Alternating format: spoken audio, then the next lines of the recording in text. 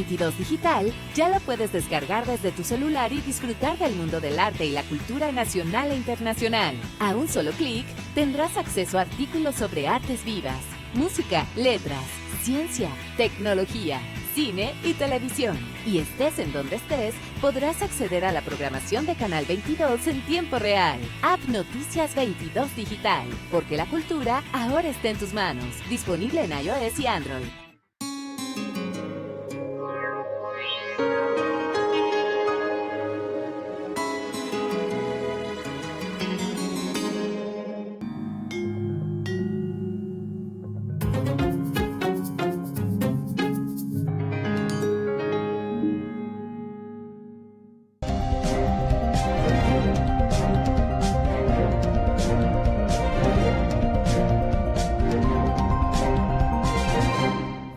Muchísimas gracias por acompañarnos en Debate 22. Buenas noches. Hoy vamos a hablar acerca del periodismo, los periodistas en México, la libertad de expresión en la Cuarta Transformación y también la violencia en contra de los periodistas y los programas que existen para protegerlos. Para ello nos acompaña Luis Hernández Navarro, coordinador de opinión de la jornada. Luis, buenas noches, bienvenido. Buenas noches, Kimberly. Muchas gracias por la invitación y por estar con tu próximo invitado, que es un gran conocedor sobre la situación de la prensa en México. Así es, nuestro siguiente invitado, Arturo Landeros, él es coordinador del programa de acogida de periodistas de la Taula de Permijic y nos acompaña desde Barcelona. Arturo, ¿cómo estás? Hola, ¿qué tal, Kimberly? Buenas noches. Y Luis, un abrazo enorme. Caray, qué alegría, vernos encontrado ahí. Esto parece que va a ser más una charla de café en la noche que un programa de televisión. Luis Hernández, cuéntanos, ¿cómo encuentras la libertad de expresión en este periodo que ha sido denominado como la Cuarta Transformación? Muchos hablan de que hay censura contra la libertad de expresión, mientras que otros dicen que jamás han sido censurados. Desde tu trinchera, ¿cómo lo ves? No, yo creo que no ha habido un periodo en la historia de México donde haya tanta libertad de prensa, tanta posibilidad de decir las cosas, criticar la figura presidencial, criticar al ejército, sin que esto tenga consecuencias negativas, ¿no? No ha habido una intervención por parte del gobierno federal para condicionar los contenidos de los medios, como sí lo hubo en el pasado de muchas maneras. Lo que sí sigue existiendo, pero esto finalmente no es responsabilidad directa de la 4T, es grandes monopolios televisivos y monopolios en la radio que limitan el acceso a estas plataformas y la violencia en contra de los periodistas, sobre todo en regiones donde opera el narcotráfico o de provincia, y que tampoco son adjudicables como tal a la 4T, pero que condicionan el ejercicio de la libertad de expresión como tal. Estos periodistas locales que están siendo asesinados, estados como Veracruz, Arturo Landeros, siempre es importante ver cómo nos miran desde el exterior, cómo ven la libertad de expresión en México desde Europa.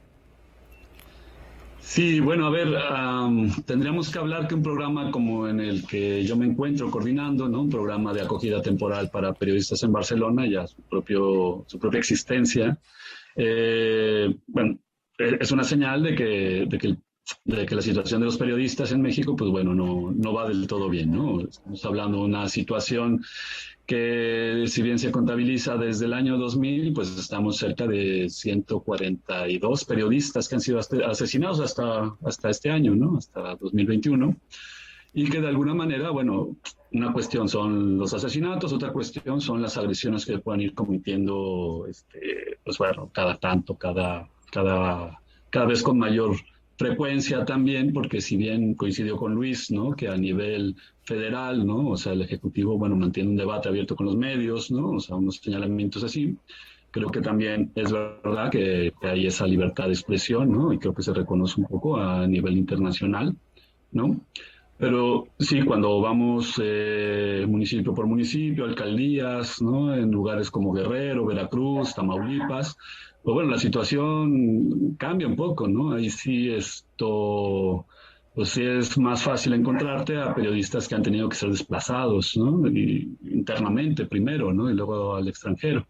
Entonces sí hay como una situación que creo que también depende mucho de los tiempos políticos, ¿no? Desde luego cuando ha habido elecciones, ¿no? Los tiempos de elecciones son los más violentos, ¿no? En los que hemos notado más movimiento de personas, de periodistas que han tenido que salir del país o de su comunidad. Y desde luego, bueno, pues, claro, y la violencia cotidiana que también sigue existiendo, ¿no? Luis Hernández Navarro, ¿a qué le atribuyes que México sea uno de los países donde es más complicado ejercer la labor periodística? En México matan a muchos más periodistas de lo que sucede en países que están en guerra con corresponsales de guerra. ¿Qué es lo que está pasando? ¿Y qué es lo que viene pasando? Porque no es un fenómeno nuevo. Bueno, yo creo que hay amplias franjas del Estado mexicano que han sido capturadas por el narcotráfico. Entidades que no podemos más que calificar como narcoestados, donde este contubernio entre crimen organizado, fuerzas del orden, grandes empresarios, políticos, pues hace muy difícil ejercer el periodismo y coloca a nuestros colegas en una situación muy difícil y a los medios a tener que ejercer la autocensura. Estoy diciéndolos con todas sus palabras, o sea, no es solamente la presencia del crimen organizado, sino cómo el crimen organizado ha tejido esta enorme telaraña con agentes económicos, fuerzas del orden, gobernantes, etcétera, etcétera. Yo creo que esto provoca que el ejercicio de la violencia en contra de los periodistas pues esté mucho más extendido que en otros lugares.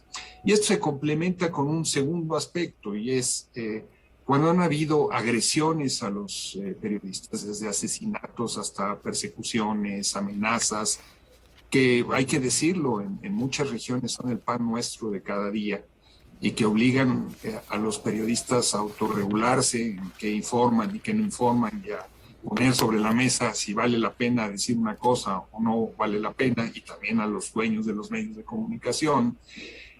Cuando esto ha sucedido, no se han castigado a los responsables, no ha habido investigaciones, vivimos en el reino de la impunidad. De tal manera, por decirlo lisa y llanamente, si se matan a los periodistas es que porque pueden hacerlo, porque esos crímenes no tienen consecuencias para quienes los ordenan y los ejecutan, sobre todo para quienes los ordenan. Claro, otro de los problemas de este país, la impartición de justicia. Vamos a hacer una pausa, pero regresamos. Está en Debate 22.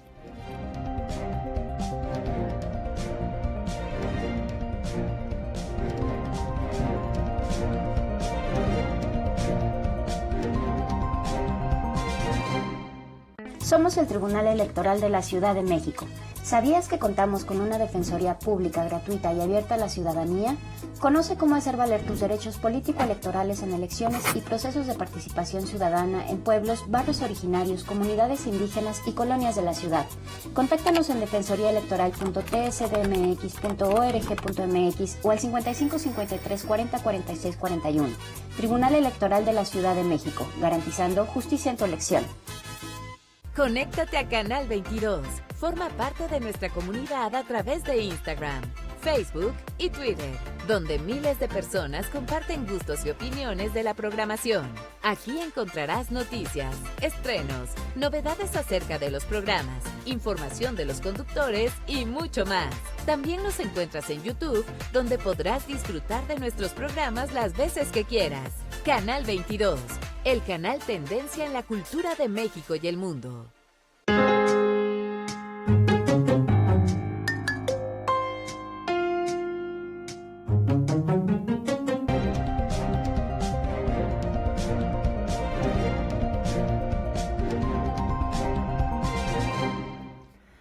Gracias por continuar con nosotros. Arturo Landeros, cuéntanos de qué se trata este programa de acogida temporal para periodistas, de protección de periodistas. Sí, es un programa que nace en el 2016, justo un poco después bueno, se comienza a pensar un poco después de los asesinatos en 2015 de las 5 personas en Narvarte, entre ellos Rubén Espinosa, ¿no? El fotoperiodista.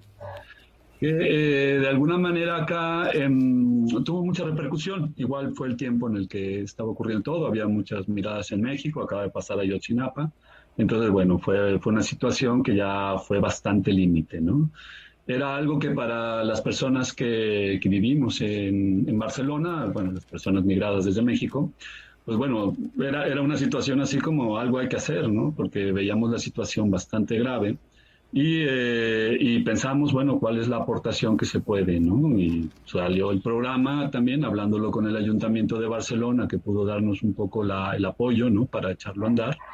Y bueno, pues empezamos un poco así sobre la marcha a ver qué era lo mejor que podíamos aportar, ¿no? Hablando con otros programas similares, hablando también con las organizaciones que en México dan protección a las y los periodistas, y surgió este programa de acogida temporal que está financiado por el Ayuntamiento de Barcelona en un 80% y en otra aportación también de parte de la Taula Permex, ¿no? La asociación en la cual yo coordino este programa. Y bueno, básicamente hablamos de 4 aspectos, ¿no? Que creemos que son lo que mejor ha funcionado también para recibir a las personas que vienen por 6 meses, ¿no? Que es atención psicosocial, de salud, formativa y de incidencia política. Básicamente es también dar a conocer sus casos, a través de sus casos personales, la situación en la que se encuentra el periodismo, ¿no? Va muy dirigido a personas que, digamos, están en la periferia, ¿no? En la costa de Guerrero o algunas regiones, por ejemplo, al norte de Tamaulipas, de Coahuila, de Chihuahua, han venido como que no ha sido muy, vamos, no hemos recibido gente que venga a las grandes ciudades, ¿no? Creo que también hay periodistas que pueden tener mejores redes de apoyo, que pueden salir más por sus propios medios del país, pero entonces va dirigido como a periodistas que están, digamos, en situaciones y en lugares como de difícil acceso. Y eso, bueno, pues los tenemos acá 6 meses, trabajamos un poco el antes, ¿no? Con las organizaciones que van acompañando. Y luego en el retorno, ahí está siempre la pregunta clave, porque lo que tratamos de hacer es que tengan un retorno un poco también más acompañado. Hay gente que está dentro del Mecanismo Federal de Protección a personas defensoras de derechos humanos y periodistas. Hay gente que recibe algún otro tipo de apoyo, pero bueno, es complicado, no sé, o sea, esto del retorno siempre es algo que tenemos que trabajar todavía más. Arturo, esta acogida, como nos dijiste, dura 6 meses, pero ¿cómo escogen al candidato o los periodistas que sienten que están en peligro los buscan a ustedes? ¿Cómo funciona? Claro, es a través de las organizaciones con las cuales estamos en contacto en México, ¿no? Organizaciones como CIMAC, Comunicación e Información de la C, como la Red de Periodistas de a Pie. Por ejemplo, también a nivel psicosocial está Aluna, ¿no? Que es una organización que también da este apoyo en México. Abrimos una convocatoria cada 6 meses y estas organizaciones presentan candidatos, ¿no? Que dentro de su radar, pues más o menos tienen detectadas que están en situación de extrema amenaza, ¿no? Entonces, bueno, pues empezamos ese proceso de contacto que dura como entre 3 o 4 meses para poder venir, porque evidentemente es venir con un visado humanitario, digamos, ¿no? Que da el Ministerio de Asuntos Exteriores del Gobierno de España. Y bueno, entonces es reconocido como una persona defensora de derechos humanos que está bajo el paraguas de la protección del Gobierno de España. Luis, voy contigo. Tú tienes una opinión privilegiada como coordinador de opinión de la jornada. Los columnistas tienen un formato que da una libertad que no permite casi ningún otro formato periodístico. ¿Has visto diferencia en la libertad de expresión durante los últimos 3 gobiernos? Con esto me refiero Felipe Calderón, Enrique Peña Nieto, Andrés Manuel López Obrador. ¿Qué preguntas me haces? Era una charla de noche de café. Ándale, sí, claro. No, sí, yo creo que cuando se volvió más difícil el asunto fue realmente con Enrique Peña Nieto, porque el personaje no era particularmente capaz en el manejo de los medios. Tenía un gran aparato a su alrededor para hacer contención de daños, pero pues todo comenzó desde el momento en el que le preguntaron en la Feria del Libro de Guadalajara por sus últimos 3 libros que había leído y fue incapaz de decirlo. Hubo toda una operación. Luego vino su visita fallida a la Universidad Iberoamericana, se tuvo que esconder en el baño y otra vez era candidato, entonces ni siquiera era presidente, pero ya tuvo que venir toda este relevo para cubrirlo. Y luego, bueno, pues estalla el asunto de Ayotzinapa. Ellos digo, en el gobierno federal, pensaron que podían hacer contención de daños y que el asunto se iba a olvidar fácilmente.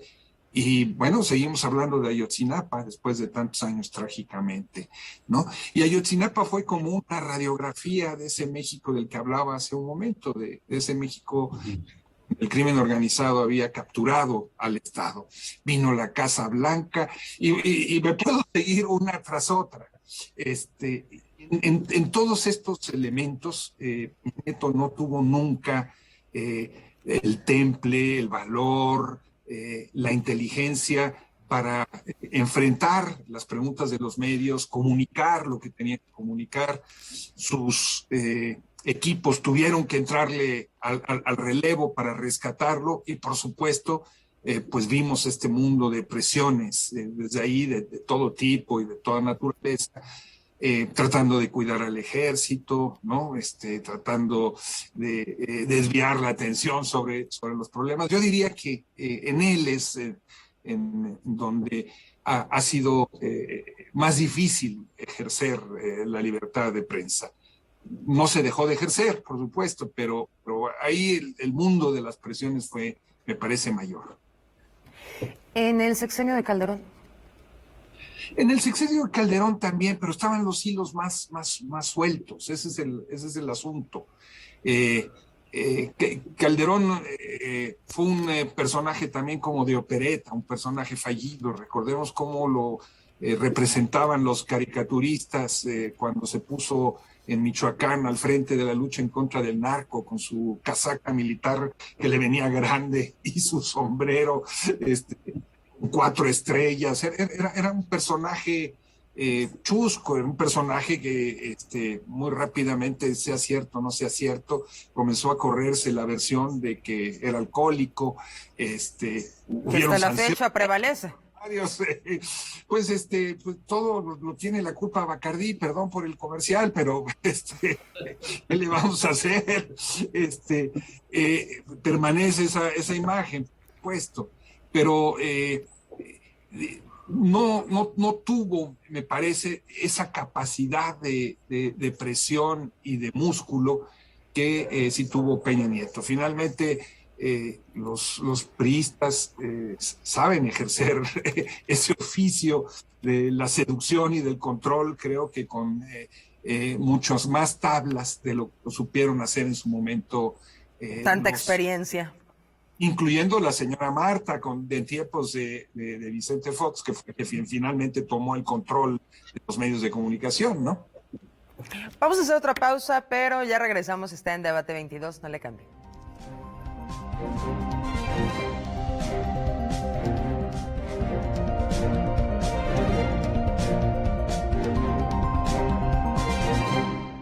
¿Y qué decides en ese momento que dices, es la imagen, es la imagen? Descubramos todos los secretos del quehacer audiovisual. Sí, es una serie que tiene unas gamas muy contradictorias. Desde la voz de sus realizadores. Tenía muy claro que teníamos que empezar a producir por ese lado. Pantalla de cristal. No fue fácil de selección de los personajes. Con José Antonio Fernández. Si nos permites ver un pasaje de esta serie. Miércoles, 21:30 horas. Ellos han impactado al mundo de la cultura. Los primeros poemas los escribí a los 14 o 15 años. Como muchos adolescentes. Pláticas exclusivas con grandes personalidades que nos hablan sobre cuál ha sido la clave del éxito de su trabajo. Es cuando algo cambia la narrativa, ¿no? En un movimiento social, en una protesta. Si una protesta logra cambiar la narrativa, es algo importante. Tratos y retratos. con Silvia Lemus, miércoles 22 horas.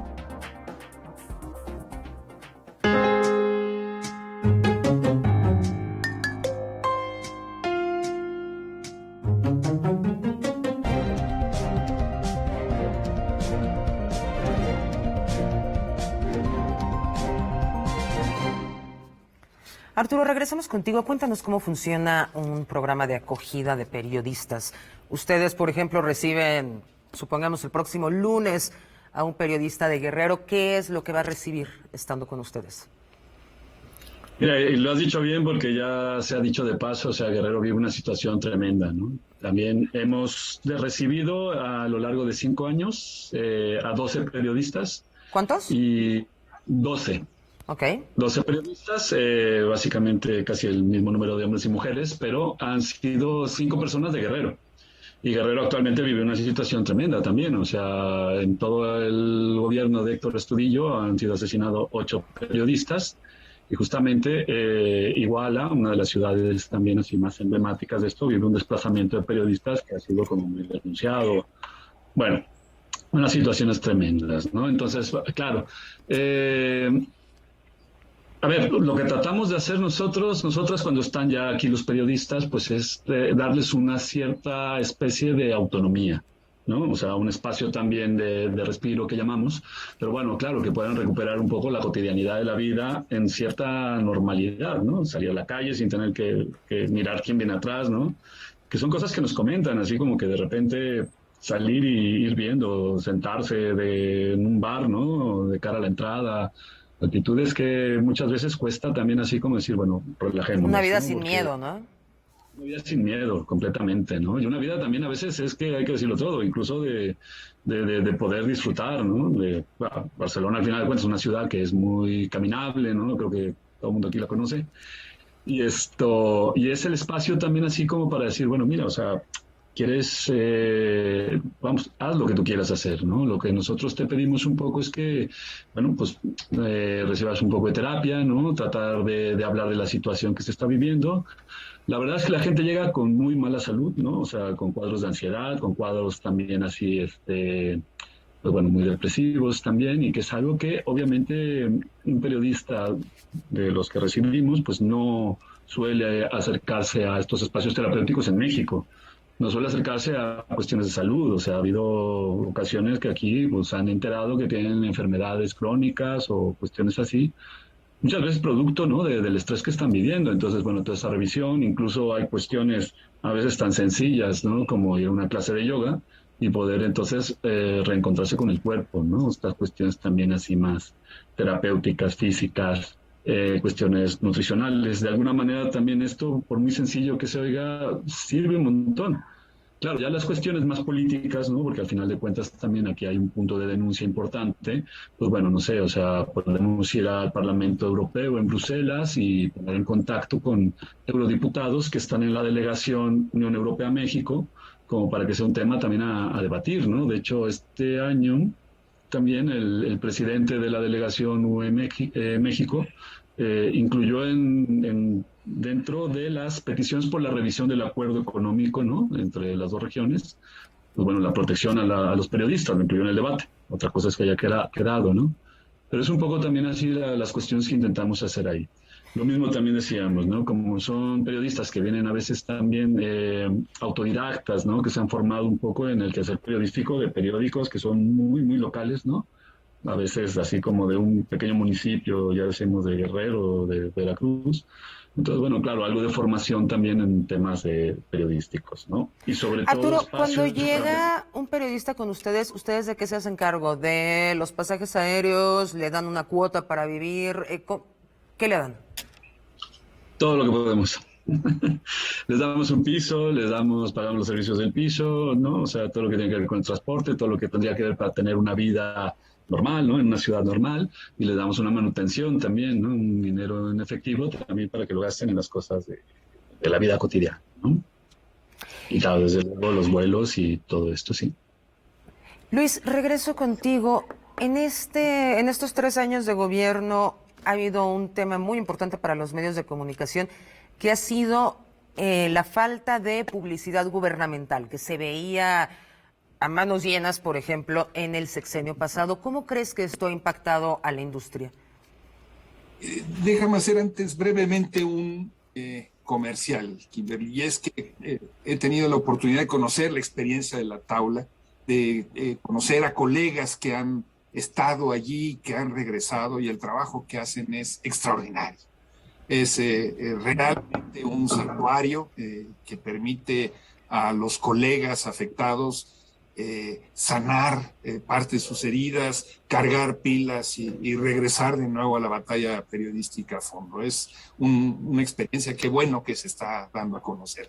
Y ya sobre tu pregunta después del comercial, ya le cobraré a Arturo después las... ya te traeremos acá. La comisión. Creo que se ha comenzado a poner orden en el asunto de la publicidad, por supuesto.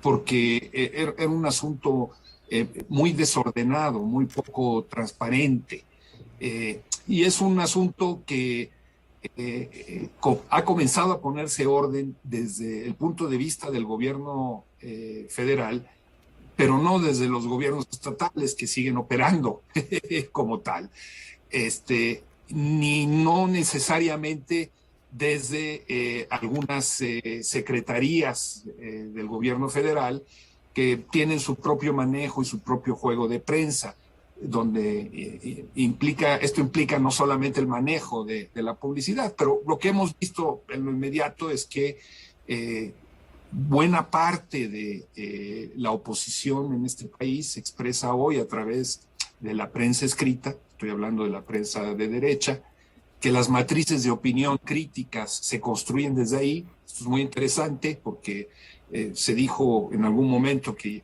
esto había quedado en el pasado, que los periódicos ya solamente para papel para las jaulas de los canarios y cosas por el estilo servían. Y ahora vemos que no, que todos los días el presidente de la República en la mañanera hace referencia a articulistas, a medios, etcétera, etcétera, y se están discutiendo ideas, se puede estar o no de acuerdo, pues están discutiendo las ideas que se expresan a través de esos medios. Como los partidos políticos están en crisis, algunos medios escritos se han convertido pues, en el principal instrumento de oposición. Están duro y dale cucharita de palo, criticando con razón o sin ella, inventando noticias, inflando otras, o señalando otras que no se han tratado. ¿Es esto resultado solamente de la falta de publicidad para esos medios, como se ha dicho desde la misma 4T? Yo creo que no. Yo creo que si vemos las experiencias en América Latina, siempre que hay una crisis, una implosión del régimen de partidos, pues son estos medios de comunicación escritos o la televisión. Lo que pasa es que en este caso la televisión juega de otra manera, juega sus cartas más institucionalmente, pero aquí la prensa escrita se ha convertido en el principal partido de oposición, y eso no tiene que ver con la publicidad, sino que tiene que ver con la apuesta de quien está detrás, los grandes empresarios que quieren hacer política a través de ellas para negociar de otra manera. Y las agendas muy particulares. Se nos acabó el tiempo, aunque tendríamos muchísimo más que hablar en esta charla de café, pero les agradezco muchísimo, Arturo Landeros, Luis Hernández Navarro, gracias por haber estado con nosotros en Debate 22. Gracias, Kimberly, faltó el café nada más. Gracias. Quédese con Pantalla de Cristal.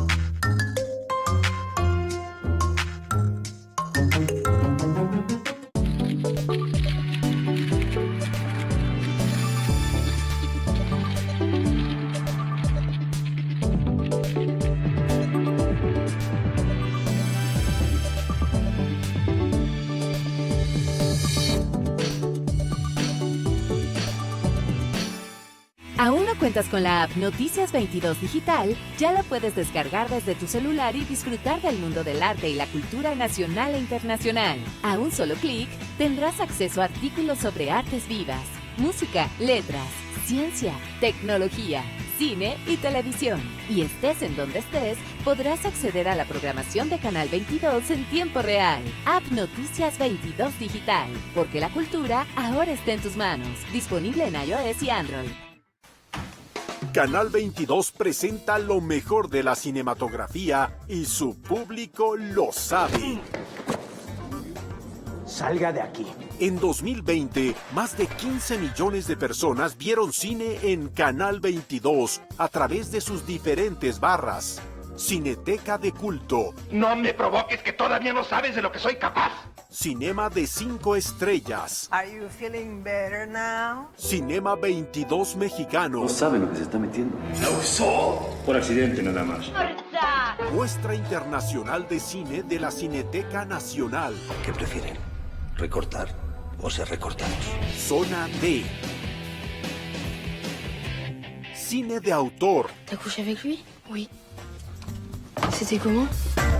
Anúnciate en las barras de Cinema 22 y sé parte de la comunidad de Canal 22. Conéctate a Canal 22. Forma parte de nuestra comunidad a través de Instagram, Facebook y Twitter, donde miles de personas comparten gustos y opiniones de la programación. Aquí encontrarás noticias, estrenos, novedades acerca de los programas, información de los conductores y mucho más. También nos encuentras en YouTube, donde podrás disfrutar de nuestros programas las veces que quieras.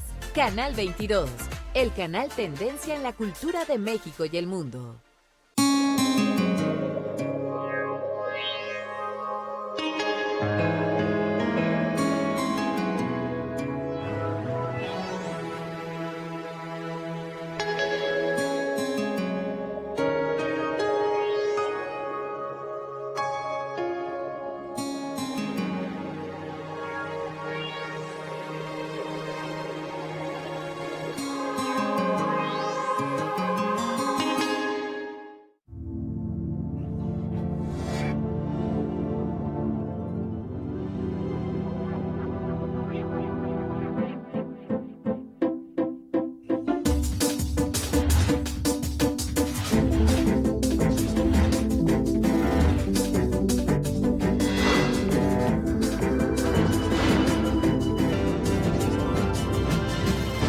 Mi nombre es Fernández, José Antonio Fernández, y le doy la bienvenida a Pantalla de Cristal, el primer programa de la televisión en el mundo dedicado especialmente a presentar a nominados finalistas y ganadores de festivales de películas, cortos documentales, series, reportajes y videoclips, anuncios también. En esta ocasión vamos a presentar al productor y director Jaime Cruz. Jaime Cruz es un animador también que ha sido distinguido en varias ocasiones por el Festival Pantalla de Cristal. En esta ocasión vamos a conversar sobre su documental de arte, un documental de arte sobre la obra del maestro Chávez Carrillo. Mi querido Jaime Cruz, me da mucho gusto conversar contigo y poder conversar sobre este documental de un pintor mexicano que con este documental se le está dando un valor, se le está poniendo nuevamente en la mesa, se le está poniendo nuevamente en el ojo del espectador, en el ojo de los críticos, en el ojo de la gente que le gusta el arte. Platícame cómo es que llega a tus manos, por así decirlo, la posibilidad de hacer este documental, esta obra, sobre la obra misma